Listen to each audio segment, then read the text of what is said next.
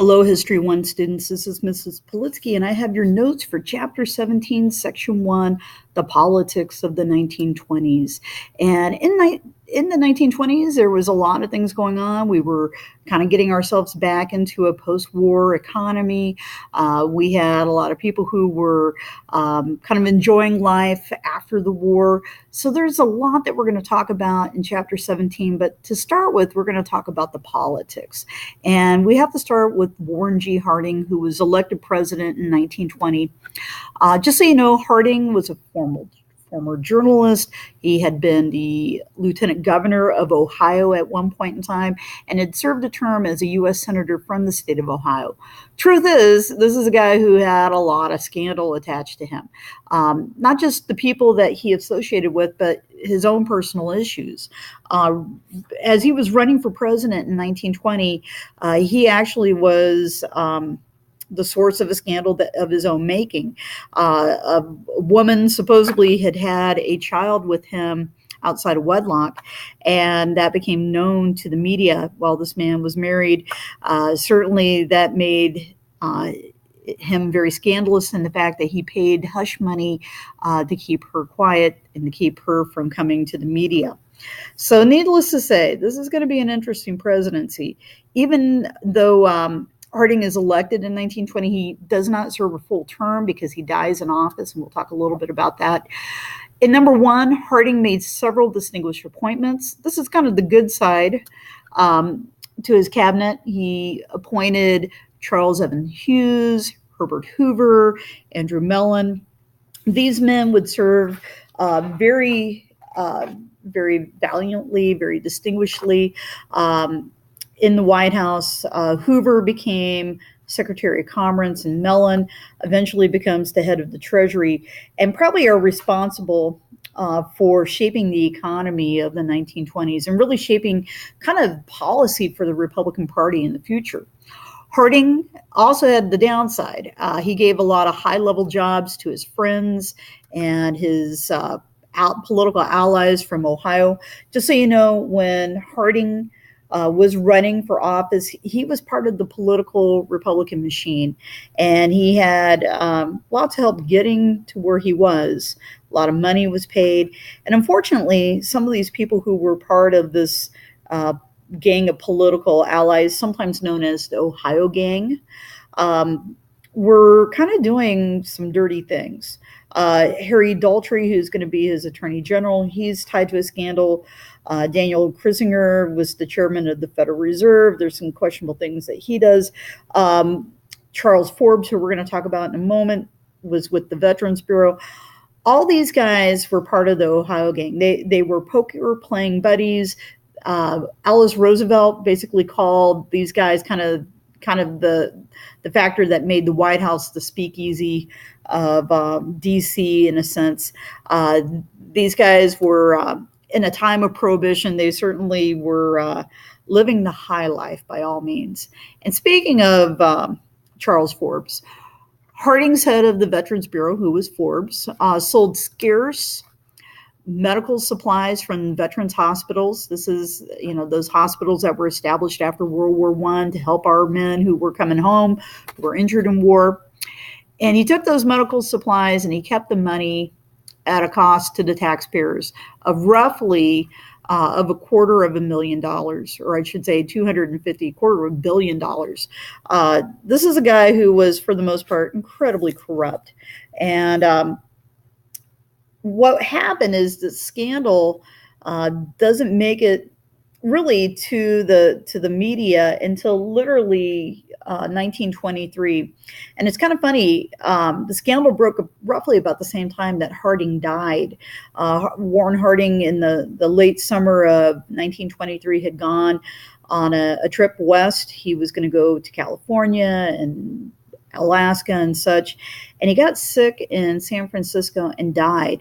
But there are stories that have always followed this one. There was a kind of a fun urban legend that supposedly Harding was poisoned by his wife because she was mad about all the infidelity that was happening, because Harding was kind of a player, so to speak. But more often is the case is maybe the stress of the scandal breaking probably caused him to have a heart attack. Along with that, there were other scandals. Harding's Secretary of the Interior, a guy named Albert Fall, secretly was secretly bribed by private interest in an incident that became known as the Teapot Dome. And he was the Secretary of Interior, Albert B. Fall. He also becomes the first member of a cabinet, presidential cabinet, to be tried and found guilty and go to jail because he received over $300,000 in bribes. Just so you understand what Teapot Dome is, this is an area of the state of Wyoming. It's in eastern Wyoming. It is where the U.S. Navy has its huge oil reserves. And these private interests were coming in and drilling on government land, selling oil to all sorts of companies, when this oil was supposed to go to the government and help our U.S. naval ships and such. So needless to say, Fall became a fall guy because he would eventually go to jail. There was still more scandal. We mentioned Daltrey being one of the Ohio gang, but Attorney General Harry Daltrey, he participated in a bribe involving a German-owned American company. During the war, World War I, the federal government has seized this company because it was owned by the enemy, and typically during war years, your enemy's property is seized by the country that it's fighting. And supposedly a German agent bribed Daltrey, and what they did is they put this money for the bribery in Daltrey's name, and for the most part, it was undeniable that Daltrey had taken this money from this valuable chemical patent.